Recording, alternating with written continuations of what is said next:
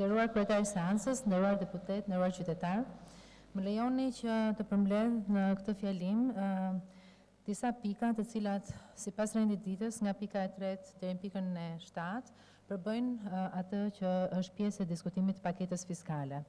Do të jem shkurtimisht duke përmbledhur se çfarë nuk kupton secila prej tyre dhe besoj që do kemi mundësi në ditët në vijim në komisionet parlamentare të diskutojmë nën për nën. Në vitet e kaluara kemi ndërmarrë një sër masash për reduktimin e barrës fiskale, ofrimin e incentiveve dhe lehtësive për industri dhe sektor strategjik të ekonomisë shqiptare. Këtë vit, ndryshe nga tradita më pashme, qeveria shqiptare nuk vjen me një paketë tipike fiskale, por me një paketë ndryshimesh të ligjeve fiskale në masa fiskale në funksion kryesisht të mirë administrimit tatimor dhe nxitjes së disa sektorëve. Kërkesat e bizneseve kanë qenë reduktimi i informalitetit, krijimi i mjedisit më konkurrues në formën e adresimit të drejtë të problematikave dhe të informalitetit, dhe mbi të gjitha në një qasje më proaktive ndaj nxitjes së një klime pozitive të marrëdhënies me ta. E rëndësishme për të sjellë në vëmendje është gjithashtu puna e nisur me ekspertët e FMN-s në draftimin e strategjisë afatmeseve të të ardhurave. Për këtë arsye, më lejoni të evidentoj si më poshtë disa nga objektivat që realizon projekt ligji. 9920 datë 19/5/2008 për procedurat tatimore në Republikën e Shqipërisë. Propozohen ndryshimet të cilat synojnë harmonizimin e dispozitave përkatëse të ligjit për procedurat tatimore, me përcaktimet e projektligjit për faturën dhe sistemin e monitorimit të qarkullimit, sigurisht edhe harmonizimin dhe unifikimin e kundravative administrative që lidhen me çështjet e faturimit duke synuar për shkallëzimin e gjobave sipas përgjegjësive tatimore dhe administratës në përgjithësi. Kompensimin e detyrimeve tatimore ndërmjet administratës tatimore dhe administratës doganore, lidhje me një marrëveshje për detyrimet që administrata tatimore ka ndaj tatipaguesve për të vëshën e rimbursueshme sipas një plani pagese të rënë dakord me një afat kohor deri në 30/6/2021. Zgjerimi i objektit për lidhjen e marrëveshjes pagesës me koste për detyrimet e tatipaguesve dhe për detyrimet e vetë deklaruara për TVSH, si dhe sigurimet shoqërore në raste specifike për institucionet buxhetore. Ndryshimi i deklaratës së tatimpaguesit vetëm një herë brenda 36 muajve dhe për sigurime shoqërore vetëm një herë në muajin pasardhës. Njoftimi i tatimpaguesit para kontrollit dhe vizitës fiskale nga 30 ditë dhe 10 ditë, i cili bëhet përkatësisht 10 dhe 5 ditë. Në projektligjin për disa shtesa për ndryshime në ligjin numër 8438 datë 28/12/1998 për tatimin mbi të ardhurat të ndryshuar, incentivimin e sektorit të industrisë automotive duke caktuar normë tatim fitimi 5% për personat juridik që ushtrojnë veprimtari ekonomike në këtë industri. Vendosja e një norme të reduktuar tatimi mbi fitimin për këtë sektor, siç kemi bërë edhe më parë për sektorin e agrobiznesit apo ICT-s, e shndërron këtë sektor në një sektor prioritar dhe e parafron me incentiva që vendet të tjera të rajonit në Ballkanin Perëndimor kanë realizuar për këtë industri. Politika fiskale këtë vit ka synuar gjithashtu promovimin e sportit me qëllim rritjen e impaktit pozitiv të tij në shoqëri, për të orientuar dhe inkurajuar sponsorizimet e bizneseve në këtë sektor. Kemi propozuar njohjen e shumave të sponsorizuar në fushën e sportit, si shpenzime të zbritshme për efekt të llogaritjes së tatimit mbi fitimin, sa trefishi i shumës së sponsorizuar. Ky ndryshim do të vlejë edhe për personat juridik të cilët realizojnë fitim vjetor të atushëm mbi 100 milion lekë. Gjithashtu kemi propozuar që të rriten shpenzimet e njëra të sponsorizimit për sportin me 5% të fitimit para tatimit nga 3% që janë aktualisht.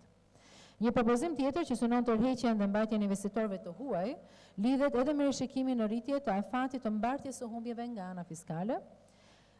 Sigurisht që këto investime në masë të madhe kërkojnë një periudhë më të gjatë investimi për të kaluar fitimin. Dhe për këtë arsye është zgjatur afati nga 3 në 5 vjet, sikurse është dhe praktika rajonale dhe evropiane. Pjesë e kësaj pakete është dhe trajtimi i tatimit mbi pagën për të gjithë ata individë të cilët kanë më shumë se një pagë. Dëshiroj të ndalem pak këtu, edhe nisur nga diskutimet mediatike që kanë ndodhur në këtë çështje. Ne kemi propozuar që këta individë të deklarojnë pagën vjetore të ardhurave në një shumë të vetme, të gjithë të ardhurat e siguruara nga punësimi. Do të kenë detyrim për dorëzuar këtë deklaratë individuale vjetore të ardhurash, edhe nëse realizimi të ardhurave të tyre është nën 2 milion lekë. Nuk kemi të bëjmë me vendosjen e një tatimi të ri, por ndryshim të formës së deklarimit dhe pagesën e tatimit me të ardhurat, sikurse është parashikuar në ligj për të ardhurat nga punësimi. Sistemi tatimor nuk deformohet, pasi ligji ka përcaktuar që baza e tatimit është paga, tatohet paga bruto për të ardhurat totale nga paga. Kjo mas është rekomanduar dhe nga misioni i fundit i FMN-s, i cili asistoi Ministrin e Financave në hartimin e paketave të përmendura. Projektligji për disa ndryshime dhe shtesa në ligjin numër 92/2014 për tatimin mbi vlerën e shtuar në Republikën e Shqipërisë, dy janë ndryshimet kryesore në këtë projektligj: përjashtim nga TVSH të automotiveve të reja vetëm me motor elektrik, me synim për të nxitur individët e bizneset që të orientohen drejt blerjes së këtyre mjeteve, të cilat do të jenë më pak të dëmshme për ambientin. Si dhe harmonizimin e dispozitave përkatëse të ligjit mbi tatimin dhe vlerën e shtuar në vendin tonë, lidhur me faturimin dhe përsaktimet e projektligjit për faturën dhe sistemin e monitorimit dhe qarkullimit, i cili kryesisht sjell një ndikim në të gjithë procesin e transaksioneve të regjistruara. Projektligji për disa shtesa dhe ndryshime në ligjin numër 99/75, datë 28/7/2008 për taksat kombëtare të ndryshuar. Ndryshimet kryesore të propozuara në këtë ligj lidhen me taksat e makinave, si ato të përdorura dhe ato luksoze. Kemi propozuar shtimin e dy kategorive të makinave që të përjashtohen nga taksa makinave të përdorura dhe konkretisht shtimin e kategorive të personave me aftësi të kufizuar për të përjashtuar nga taksa vjetore e mjeteve të përdorura. Ky është një përjashtim me efekt social dhe për këtë kategori personash ishte e nevojshme. Si dhe jeni ndjerni, ligji aktual parashikon përjashtim nga taksa makinave të përdorura për të verbrit dhe invalidët, dhe në bazë të dhënave janë rreth 11.000 automjete në pronësi të kësaj kategorie. Përjashtimin nga pagimi i taksës vjetore të mjeteve të përdorura të automjeteve të hershme me interes historik dhe koleksionim. Numri i mjeteve të hershme me interes historik dhe koleksionim është regjistruar nga Drejtoria e Përgjithshme e Shërbimit të Transport Rrugor, dhe këto mjete janë afërsisht 150 automjete dhe 50 mjete të nivelit më të lartë. Përjashtimi nga taksa të këtyre mjeteve është një praktikë e njohur evropiane dhe synon në promovimin e sektorit të mekanikës, ashtu dhe në uljen e kostove të shërbimeve të këtyre mjeteve. Këto janë ndryshimet kryesore të përcaktuara në të gjitha pikat e 3, 4, 5 dhe 6. Më lejoni të ndalem të pika e 7, e cila është pjesë e paketës fiskale dhe është shqyrtimi i projektligjit për faturën dhe sistemin e monitorimit të qarkullimit. Ky projektligj është hartuar nga pala kontraktore në bashkëpunim edhe me strukturat e administratës tatimore, Akshin dhe Ministrinë e Financave. Ky projektligj vjen në formën e strategjisë së qeverisë shqiptare për afrimin e legjislacionit ton dhe atë evropian. Reflekton gjithashtu sugjerimet, kërkesat që erdhën nga grupet e interesit gjatë konsultimit publik që zgjati për gati 1 muaj e gjysmë. Projekti, i quajtur ndryshe projekti fiskalizimit, bën që raportimi, monitorimi dhe mbledhja e të ardhurave nga njëra anë bëhet shumë më eficient dhe ndodh në kohë reale. Ndërkohë, paralelisht administrimi tatimor dhe inspektivi zhvillohen mbi bazën e riskut dhe do të ketë mundësi që të jetë më i organizuar dhe i adresuar në kontekst të parametrave të riskut dhe metodologjive të përcaktuara në këtë drejtim. Zakonisht, iniciohen dy procese të ndara të trajtuar në dy fusha. Së pari, mosdeklarimi të ardhurave reale. Projekti fiskalizimit realizon kryesisht ndjekjen e marrëdhënieve biznes me klient ose biznes konsumator, duke zbatuar në kohë reale ndjekjen e të gjithë informacionet që vjen nga kasat dhe nga mjetet e tjera të informacionit në të ardhmen.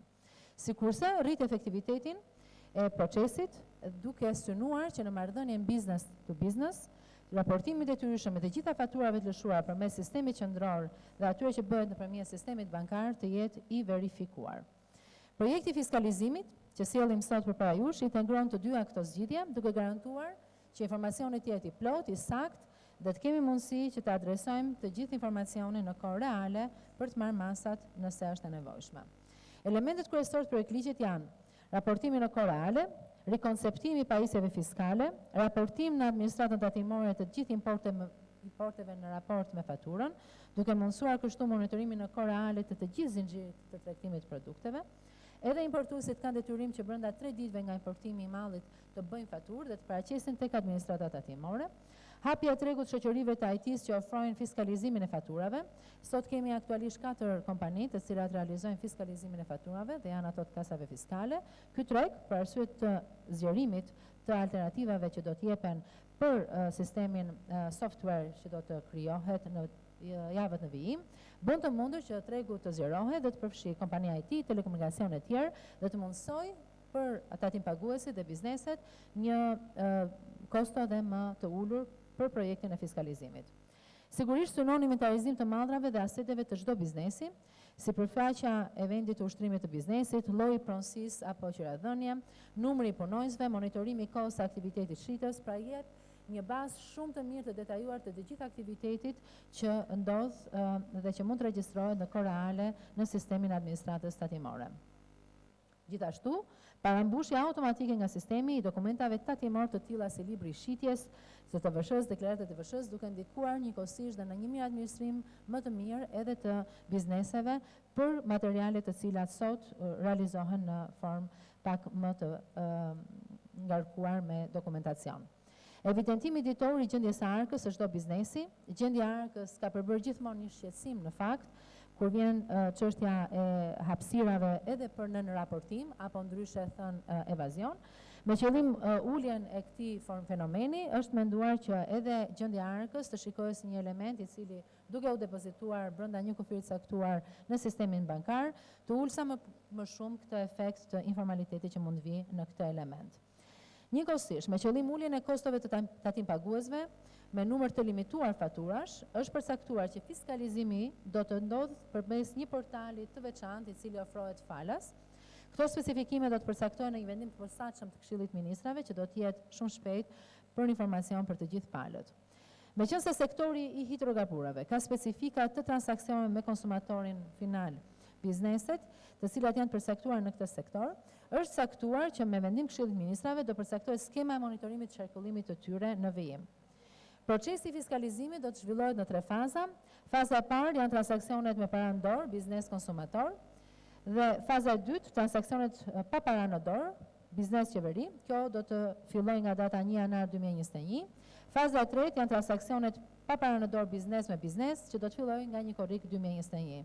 Më lejoni theksoj se faza e parë, e cila ka të bëjë me një marrëdhënie të drejtë për drejtë me konsumatorin, do të ketë efektivitet të plot në pas 6 mujorit të parë të vitit, duke menduar që 6 mujori është një periudhë nevojshme në mënyrë që gjithë procesi të jetë i adaptuar për kërkesat e bizneseve.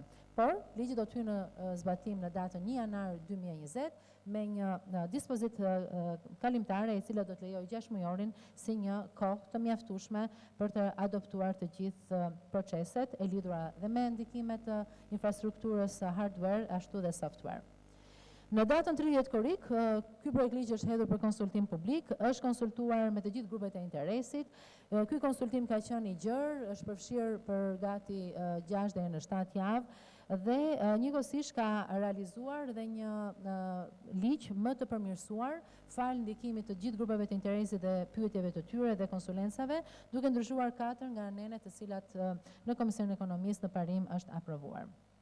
Më lejoni them që janë ende 2 vendime të Këshillit Ministrave, të cilat do të jenë për aprovim në javët në vijim, të cilat përcaktojnë kriteret e certifikimit të prodhuesve dhe mirëmbajtësve software për procedurën e thjeshtëzuar të fiskalizimit dhe sigurisht që kjo VKM do të përcaktojë dhe kush do të jenë institucionet të cilët do të realizojnë edhe certifikimin të parashikuar të jetë Drejtoria e Përgjithshme e Tatimeve dhe Akshi.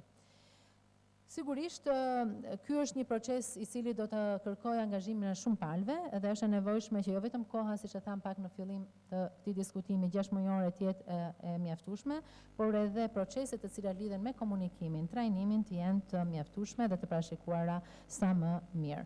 Aktualisht ka filluar trajnimi në administratën tatimore dhe janë menduar të paktën 2000 seanca trajnimi dhe më tej një plan komunikimi me gjithë bizneset për 6 mujorin e parë që do të shtrihet faza e komunikimit për të gjithë çështjen e implementimit të marrëdhënies biznes me klient. Të nderuar deputet, kuptohet jemi të vetëdijshëm që ky është një transformim i mënyrës se si regjistrohen të dhënat, është një mënyrë e re e cila do të sjellë jo vetëm nevojën për komunikim, por edhe për sqarim. Është e rëndësishme ta shikojmë objektivin afatmesëm të këtij projekt ligji, i cili synon jo vetëm realizimin në kohë reale të informacionit, por mbi të gjitha synon që të dhënat në administratën tatimore të jenë të plota, të jenë në kohë reale dhe mbi të gjitha administrata timore të riorganizohet në një administratë timore moderne dhe të synoj jo vetëm përpjekjen për të reduktuar informalitetin, por dhe për ta luftuar atë në mënyrë inteligjente në të ardhmen. Faleminderit.